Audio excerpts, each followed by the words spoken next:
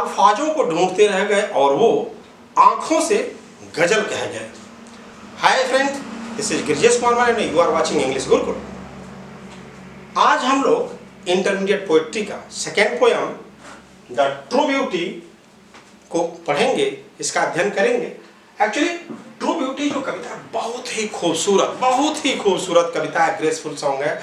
और पर्सनली मैं आपको बता दूं कि ये कविता जो है, ये पोएम जो है मुझे बहुत ही पसंद है। तो इस पोएम को पढ़ने से पहले जो इसको कंपोज किए हैं थॉमस केयर, मैं उनके बारे में थोड़ा सा आपको बता दूं। Actually Thomas Carew was born in 1598 and he got his education from Corpus Christ College, Oxford. He won the favor of Charles King first and was appointed to an office at his court. He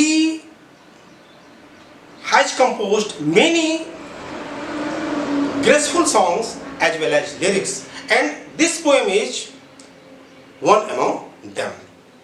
Actually, in this poem, the poet glorifies spiritual beauty. Spiritual beauty, the beauty of mind, the beauty of soul, and condemns mere physical beauty, yani the beauty without virtue. The language of this very poem is very simple and figurative. If you study, the whole scene will be move before your eyes. Actually, in this poem, the poet awares the readers about the beauty without virtue. Here, he makes reader aware that the charm of physical beauty is short-lived. So, the love inspired by it is also dies soon. True beauty lies in virtues, that is, constant and stable mind, gentle thoughts and calm desires, etc.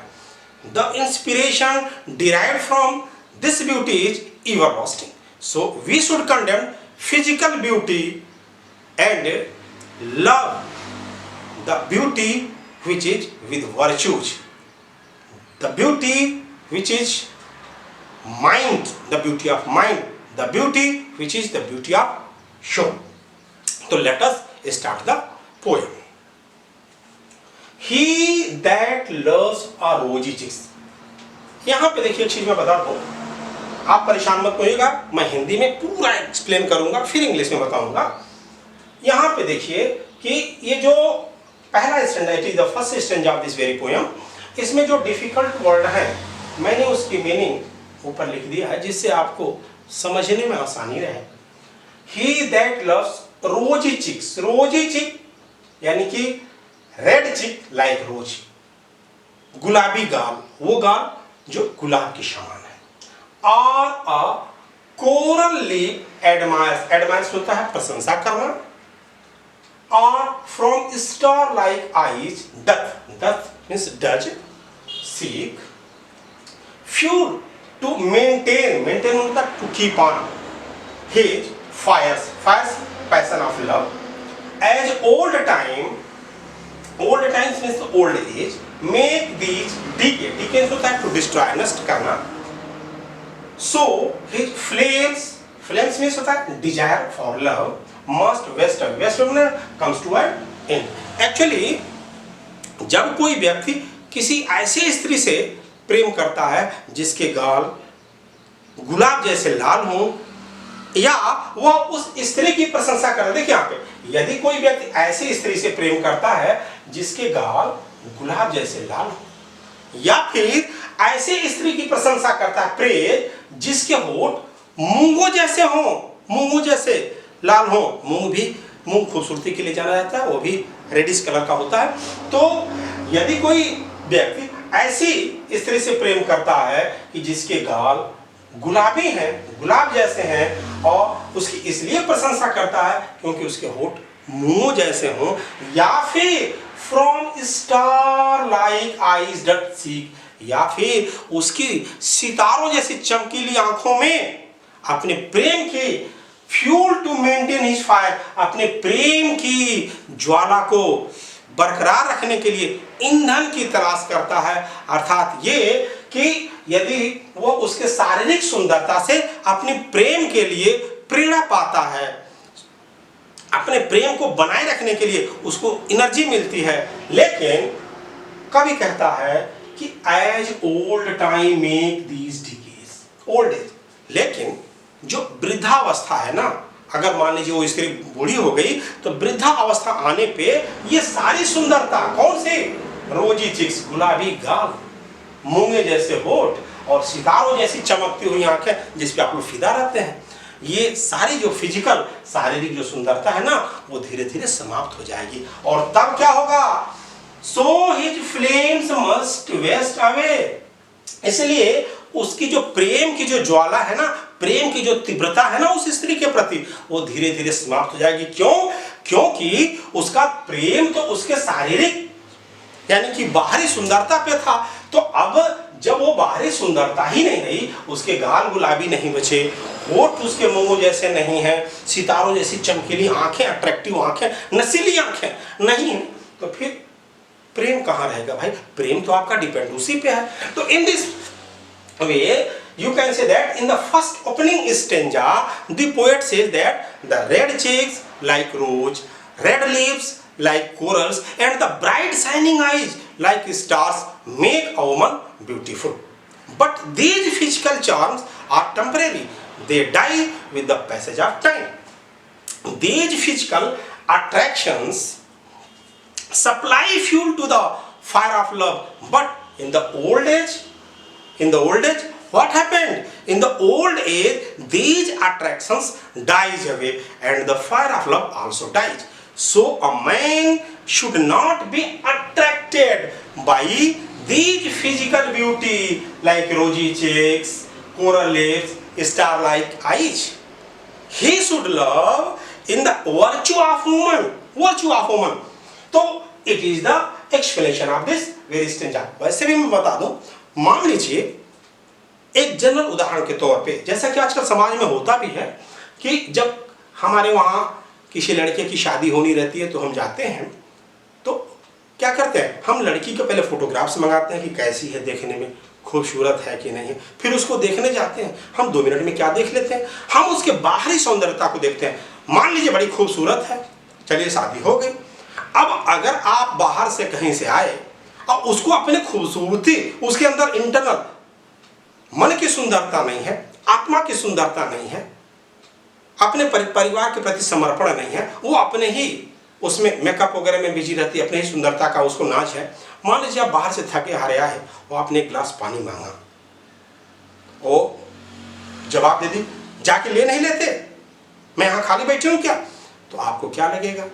और दूसरे तरफ मान लीजिए आपने किसी ऐसी लड़की से शादी कर ली है जो देखने में फिजिकली खूबसूरत नहीं, काली कलूटी है, बदसूरत है, लेकिन दिल की अच्छी है। और अगर मान लीजिए आप बाहर से कहीं से आए थके हारे और जो आप आते हैं तुरंत एक गिलास पानी लेकर के हाजिर रहती है, प्रेम से आपके साथ रहती है, प्रेम पूर्वक बातें करती है, तो बताइए दोनों में अच्छा कौन है?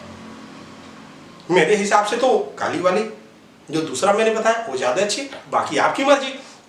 तो खैर, in this poem the poet hates physical beauty, ठीक है, दिस टाइप ऑफ ब्यूटी, ठीक, बिकॉज ही सेज दैट कि the physical beauty is not permanent beauty, it depends on time, with the passage of time it lots away. So the love based on this physical beauty also wastes away. Next come to the second stanza. हाँ, तो ये देखिए, it is the second stanza of this very poem. Second, you can say last concluding stanza. Here the difficult word is written above the tough words in yellow color, but a smooth means constant, लगातार नहीं है, and steadfast यानी कि for दृढ़, mind, gentle thoughts, honest and good ideas, and calm desires, hearts with equal love combined, kindle जागृत करना, और क्या, never dying यानी कि परमानेंट, फायर्स से सेंस है इंटेंस डिजायर, आप लोग प्रेम के प्रति एकदम तीव्र भावना, प्रेम की तीव्र भावना। Where these are not, I despise, despise means hate, lovely यानी beautiful cheeks or lips or eyes।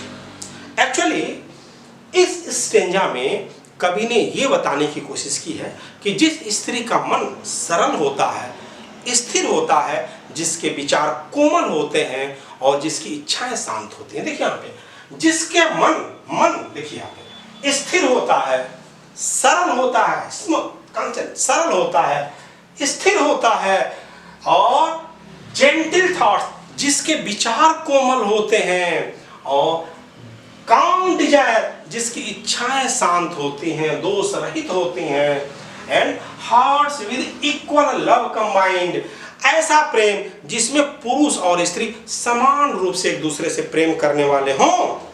तो करा है काइंडली नेवर डाइंग फायर्स। तो इस तरह का जो प्रेम होता है ना, वो अमर प्रेम को जन्म देता है।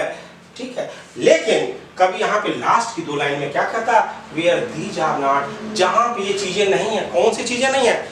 सरल मन नहीं है, स्थिर मन नहीं है, विचार कोमल नहीं है, शांत इच्छाएं नहीं हैं, और समान रूप से एक दूसरे से प्रेम की भावना नहीं है, वहां पे आई डिस्पाइज, मैं घृणा करता हूं इन गुलाबी गालों को, इन मोमो जैसे होठों की और सितारों जैसी चमकती हुई आंखों की। यानी कि अगर ये चीजें नहीं है, मन की सुंदरता नहीं है, आत्मा की सुंदरता नहीं है, विचारों की सुंदरता नहीं है, तो कभी कह रहा है कि चाहे वो कितनी भी शारीरिक रूप से खूबसूरत क्यों न हो, मैं ऐसी स्त्री से घृणा करता हूं, क्योंकि बिना मन की सुंदरता के, बिना आत्मा की सुंदरता के, उसकी शारीरिक सुंदरता का कोई महत्व नहीं है। यानी कि in this way, in this stanza, the poet describes some of the qualities of woman which makes her really beautiful, really beautiful. She should have a constant and stable mind. She should have gentle thoughts and calm desires combined with love in the same degree. A lady with these qualities goes on inspiring her lover with renewed vigor. एक नए जोश के साथ अपने प्रेमी को प्रेरित करती है प्रेम के लिए। And this love is everlasting, permanent. That is why the poet praises the spiritual beauty, the beauty of mind, the beauty of soul, and without these virtues, physical beauty is useless content. तो ये रहा इस पूरे stanza का explanation. तो in this way you can say that कि the poet makes the reader aware that the charms of physical beauty is not permanent beauty, it is short-lived. So the love inspired by it also dies soon. यानी कि इस पूरे कविता में कवि ने ये बताने की कोशिश की है, पाठकों को जागरूक करने की कोशिश की है कि जो शारीरिक सुंदरता होती है, जो चेहरे की जो सुंदरता होती है, जिसको देख के आप अट्रैक्ट हो जाते हैं, वो बहुत क्षणिक होती है। और यदि आपका प्रेम उस शारीरिक सुंदरता पे डिपेंड करता है, तो आप जान जाइए कि वो प्रेम परमानेंट प्रेम नहीं है, बहुत जल्दी खत्म हो जाएगा। लेकिन जो सच्ची, जो ट्रू ब्यूटी है, वो तो गुणों में डिपेंड करती है। जैसे मन की सुंदरता, मन की स्थिरता हो, विचार अच्छे हों, इच्छाएं शांत हों, तो यहाँ से ऐसी जो सुंदरता होती है वो एवर लास्टिंग होती है, परमानेंट होती है। ऐसा थोड़ी है कि यदि जो स्त्री आज बहुत बेहतरीन तरीके से व्यवहार करती है, कल वो रिजेक्ट हो जाएगी, ऐसा तो नहीं। सुंदरता आज है, कल गायब हो जाएगी। मान लीजिए कोई बहुत खूबसूरत व्यक्ति है, एक्सीडेंट हो गया, सारी सुंदरता खत्म हो गई, लेकिन उसके मन की सुंदरता, यदि उसके आचरण अच्छे हैं, उसका व्यवहार अच्छा है, तो परमानेंट हो। इसलिए कवि ने यहाँ पे फिजिकल ब्यूटी, ऐसी फिजिकल ब्यूटी, फिर ऐसा जरूरी भी नहीं है कि जो बहुत खूबसूरत होते हैं उनके अंदर मन की, दिल की सुंदरता नहीं होती, आत्मा की सुंदरता नहीं होती। कवि ने यहाँ पे ये बताने की कोशिश की है कि ऐसी शारीरिक सुंदरता जिसमें मन की, आत्मा की सुंदरता नहीं है, उस ऐसी सुंदरता का कोई मतलब नहीं है। तो दैट्स इट। मुझे आशा है कि ये आज का आपका ये टॉपिक, छोटा सा जो टॉपिक है, ये बेहतरीन, खूबसूरत और डिडक्टिव पोएम जो है आपको बहुत अच्छी लगी होगी। मैं आपसे रिक्वेस्ट करता हूं कि यदि आपको अच्छी लगी हो तो आप इसको लाइक करिए, अन्य अपने फ्रेंड्स से शेयर करिए, और अभी तक यदि आपने हमारे चैनल को सब्सक्राइब नहीं किया तो सब्सक्राइब करिए, बेल आइकन दबाइए। Thank you, best of luck.